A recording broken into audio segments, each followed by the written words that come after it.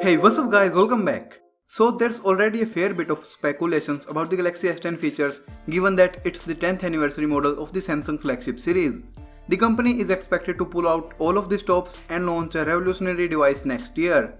One of the new Galaxy S10 features is said to be the in-display fingerprint scanner that some have been expecting Samsung to introduce with the Galaxy Note 9 later this year, but that's not going to happen. For sure, Galaxy Note 9 will not feature the in-display fingerprint scanner. But for 110% sure, the Galaxy S10 will indeed feature the in-display fingerprint scanner. Although Samsung won't be the first company to bring a smartphone with the in-display fingerprint scanner to the market, but their technology will be superior to the one others are using right now. One more rumor is that Galaxy S10 can have a pixel density of more than 600 PPI. And PPI means pixel per inch. The PPI density of Galaxy S9 Plus is 529 and for the Galaxy S9 it's 570. So 600 PPI doesn't mean that it's a 4K display. For a 4K display, PPI should be around 800 like the Xperia XZ2 Premium. This is how the Galaxy S10 will probably end up looking, no bottom bezel at all and a very small notchless top bezel. Now I wanna talk about, can Samsung completely eliminate the top bezel? Well, in theory, yes, absolutely, but in practical life, not so much.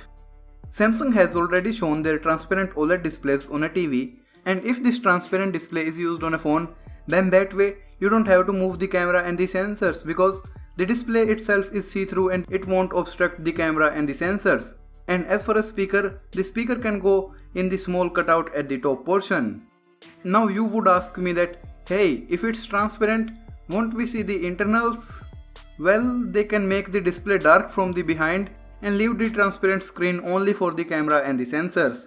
That way you won't see the internals, but the camera and the sensors will work perfectly.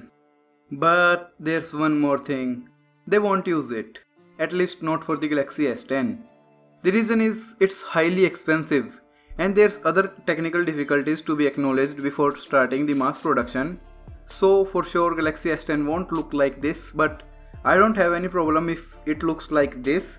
It's also a great design and on the top there's no notch and also a freaking headphone jack. So yeah guys, the Galaxy S10 will definitely feature the in-display fingerprint scanner and probably look like this. I will cover everything about the Galaxy S10, so make sure to subscribe for that and I'll see you all tomorrow. Peace out.